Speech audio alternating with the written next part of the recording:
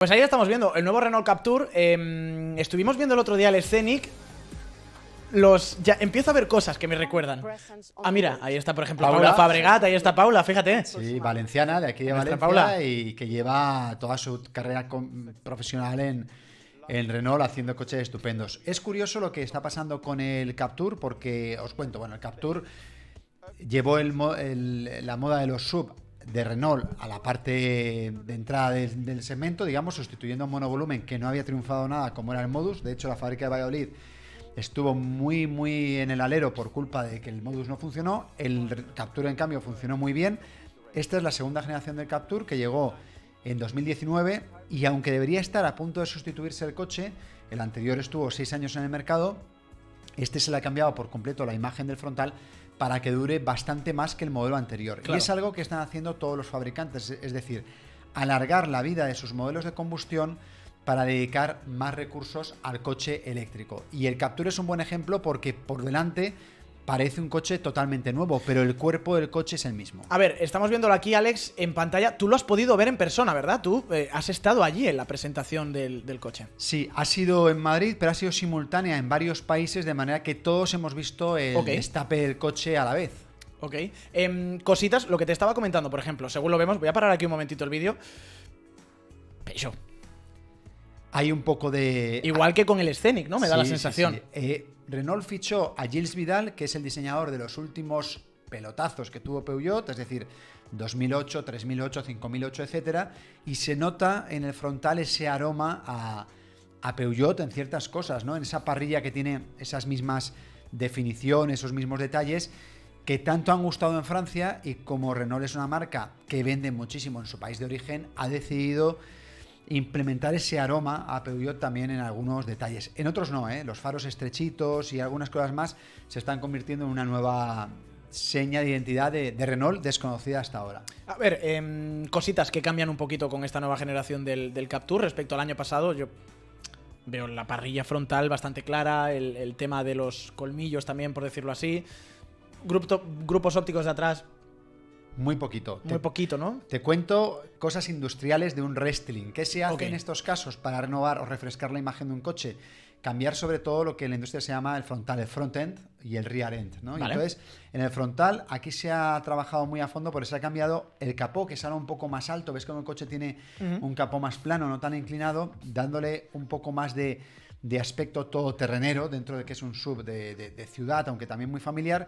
Y también las aletas, de manera que en este coche piezas de carrocería de chapa se han cambiado capó y aletas, que ya es un cambio muy importante en el restyling, y luego todo el frontal al completo. Ahí no se comparte ningún elemento con la imagen que teníamos hasta ahora del Captur, es decir, faros más estrechos, llenos de ángulos donde antes había redondeces, nuevo logotipo más pequeño, las luces diurnas con esa forma de medio rombo en los laterales, y un acabado nuevo que es este que estamos viendo en el modelo de color azul, que es el Sprint Alpine, que es llevar ese atractivo de la Fórmula 1 a coches muy del día a día, ¿no? Vale, eso por fuera. Vamos a ver ahora un poquito el coche por dentro. Imagino que también con la ultimísima actualización de la parte multimedia. No sé si algún cambio de diseño en cuadro de mandos. Una cosa muy interesante del Captur es que fue el primer Renault en estrenar la pantalla vertical en lugar de horizontal que llevan prácticamente todos los competidores. La pantalla vertical encaja más, y ahí la ves en 10,4 pulgadas de serie en toda la gama, porque se parece mucho más a nuestro teléfono móvil. Y entonces, claro, todas las aplicaciones nativas de nuestro teléfono aparecen ahí con o sin conexión a Android Auto o Apple CarPlay. Es decir, el coche también las tiene. El coche tiene su Spotify, su Waze, su Google Maps adaptado al uso en el coche. Y además, todo lo que vemos, por ejemplo, en algunas de las aplicaciones, como los mapas, lo vamos a ver también en la pantalla que tenemos detrás del cuadro de relojes. Es decir, no es solo una pantalla y ya está, sino que se comunica con la pantalla del cuadro de relojes para que, por ejemplo, los mapas, que es más cómodo verlo detrás del volante que en la pantalla central, lo podamos ver de una mejor manera. Pues claro, todo eso se ha actualizado y se ha renovado para que el Captur lo tenga de serie en toda la gama y sea una de las novedades importantes que tenemos en el coche. Mi pregunta es, sin embargo, a ver, no voy a hacer trampas y voy a decir, no, he visto la pantalla y... A ver, obviamente lo he leído en soymotor.com, donde, por cierto, os puedo pinchar también, aquí tenéis, el artículo completo de todo el Renault Captur, lo tenemos ya publicado, obviamente, para toda la gente que quiera indagar un poquito más en información de este coche. Pero la pregunta es, Alex, he visto el sistema multimedia. ¿Es el R-Link, o sea, el que conocemos, el tocho, el bueno que tenía el Megane, que estrenó el Megane Electric, que tiene también, por ejemplo, el R5, o no es el R-Link? Yo he estado trasteando un ratito con él y lo que he visto es muy similar al Austral y al R5. No sé si es exactamente 100% el mismo. Vale.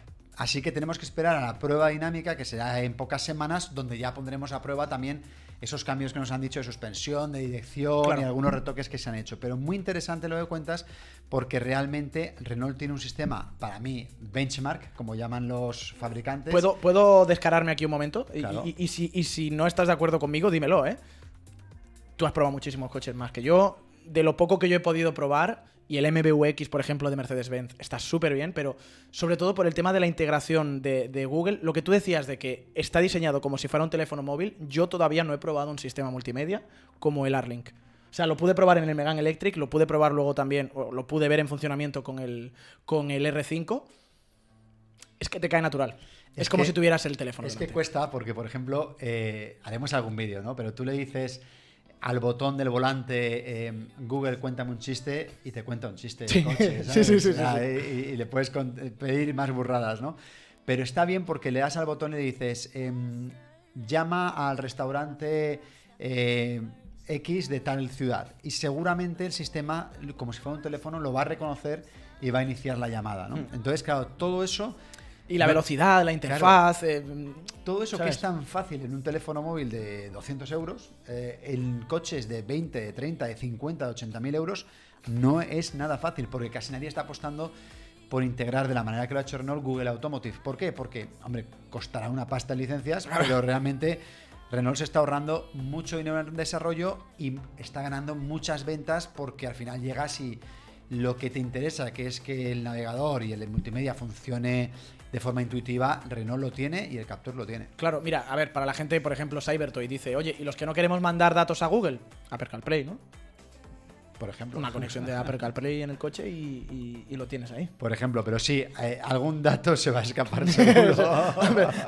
Sí, pero eso Google... Pero si no se lo mandas a Google, se lo están mandando a Apple también. De todas maneras, el Big Data no funciona tampoco tan bien como creemos, ¿eh? Que yo voy a comprar zapatos y me enseña Google cosas que luego no hay de mi talla. Digo, pero si ya tienen mi talla desde hace años, esto no se supone que iba a funcionar mejor. Estamos work in progress, vamos a hablar un poquito del Captur, si te parece, en movimiento, Alex, porque estamos viendo aquí algunas imágenes del coche.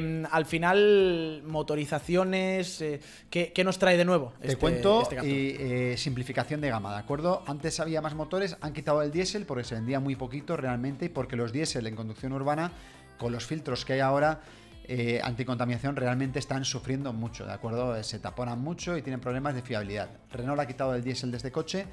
Quitaron el año pasado, sin decírselo a nadie, el híbrido enchufable. ¿Por qué? Porque el híbrido ya tenía muy buenas cifras y el híbrido enchufable era muy caro de fabricar, ¿no? Y quitaron el híbrido enchufable de la gama y se han quedado 5 motores. Un motor 1.0 turbo de 90 caballos que se vende como gasolina o como GLP, el GLP con etiqueta Eco. Un motor 1300 turbo con 140 o 160 caballos, micro híbrido con etiqueta Eco, los dos. 140 caballos manual, 160 caballos automático. Y el Full Hybrid, que tiene 145 caballos y, por supuesto, etiqueta Eco. Vale. El Full Hybrid es diferente al del Austral. El Austral lleva un motor 3 cilindros turbo y este lleva un motor 1400 gasolina de Nissan. Nissan, no lo sabe nadie que es de Nissan más que aquí en Soy Motor, ¿vale? Espera. Tío, tenemos que poner una música o algo de exclusiva, ¿no? Como exclusiva, ahí como hacían en el chiringuito. ¿Es exclusiva de Alex Adalid? Yo creo que muy poca gente sabe que el motor Full Hybrid de los motores pequeños de Renault, del 1600 gasolina, es un motor Nissan realmente.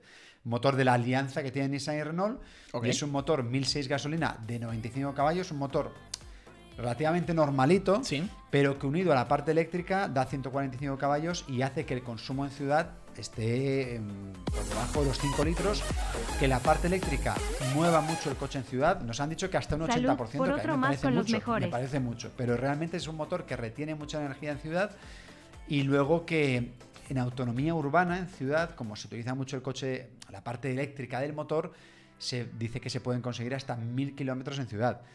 Habría que probarlo, y a mí no me apetece hacerme 1000 kilómetros en ciudad también. ¿Podría entrar en París, por ejemplo?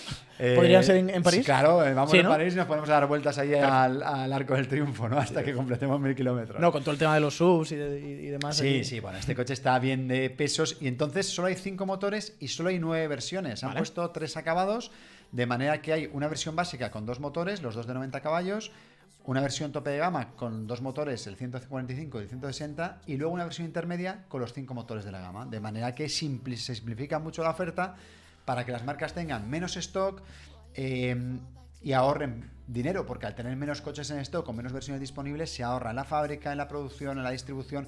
Es más probable que el coche que tú te quieras comprar esté en algún sitio por si lo quieres de forma inmediata, por si has tenido una avería, un accidente o algo así, no quieres esperar 3 o 4 meses a que llegue una unidad concreta como tú la has pedido. Esto, por ejemplo, me resulta interesante. Es un pelín off topic. Ahora si quieres volvemos al Captur. Pero esto, por ejemplo, lo vimos también con el... Bueno, vimos un poco lo contrario con el Sandero, ¿te acuerdas? Con el Sandero eléctrico, que sí que estaban empezando a ofrecer un poquito más de gama. Pero cuando hacen esta reducción de gama, o sea, tiene que venir algún coste. O sea, hay parte de una clientela que se te queda fuera, ¿no? O estudian también a los clientes del coche que dicen, imagínate, el 1.2 gasolina, es que no lo compra nadie. Claro, esto, fíjate, es un efecto Tesla. ¿Vale? Tesla ha reducido al mínimo las versiones, de manera que tienes normalmente tracción trasera o tracción total, es decir, o versión normal y long range, y solo tienes 5 colores y no tienes opciones, ¿no? De manera que se estandariza muchísimo la producción y se reduce muchísimo el stock. Y esto ha llegado a todas las marcas. Yo recuerdo cuando salió la última generación del Seat León, que a mí me salían 27 combinaciones mecánicas y de carrocería. Dios mío. Entre el 5 puertas y el familiar.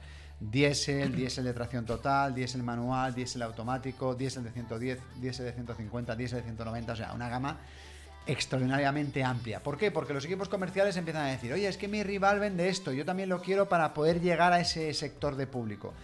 Todo esto se está simplificando al máximo. Lo que están haciendo todas las fabricantes es ahorrar en producción, de manera que los proveedores, o sea, cuando tú tienes tan pocas plataformas mecánicas, como aquí que hay 3 básicamente, el tarado de suspensiones, de dirección, de aislamientos, el desarrollo incluso del coche se reduce a 3 versiones, el 1000, el 1300 gasolina y el full hybrid. E incluso, ahora me he recibido, por ejemplo, los precios del nuevo Volkswagen Golf.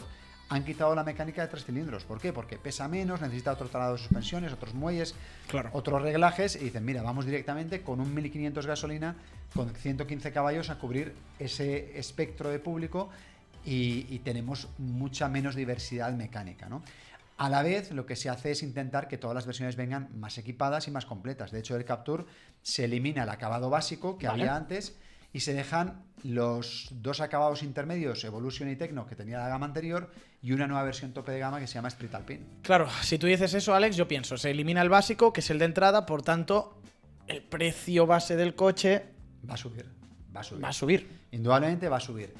Pero se juega con 2 cosas. Cada vez hay menos gente que llega y paga el coche con un talón, o que lo paga al contado, ¿de acuerdo? O que pide el crédito fuera de la marca.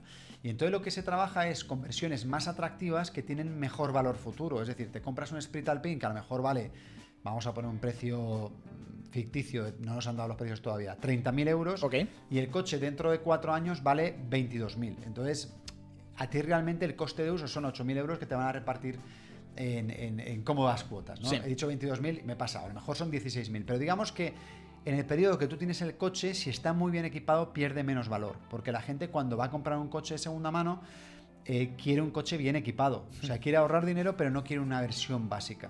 Y al final el fabricante dice, mira, menos versiones básicas, más versiones equipadas, mejor valor de reventa en el futuro, menos coste en las cuotas del primer propietario, ¿no? Porque casi todos los coches están comprando con una entrada de 4, de 5, de 6.000, de 3.000 y unas cuotas entre 150 y 300 euros, está casi todo el mercado ahora mismo, ¿no? Claro. Entonces, claro, financieramente te viene hasta mejor no tener esa versión base, ¿no? Está claro que quien compra el coche al contado y quiere una versión básica, pues Renault le puede ofrecer un Duster dentro del mismo concesionario, un Dacia Duster u otros modelos. Pero no te vas a ir a un Captur, por ejemplo. Claro. Efectivamente. También, digamos, esa subida de gama del Captur es en parte porque Dacia también está subiendo de gama y hay que dejar hueco para todos los coches. El Duster ya es un coche un poquito más refinado, un poquito más caro. El Captur vamos a hacerlo un poquito más atractivo y también subir el precio subiendo el equipamiento de manera que el valor del coche siga siendo competitivo. Bueno, es que ahí también, y ya es ponerse metafísico, pero hay una especie de mutación de lo que se consideraba Renault, ¿no? Que no digo que haya sido una marca low cost, porque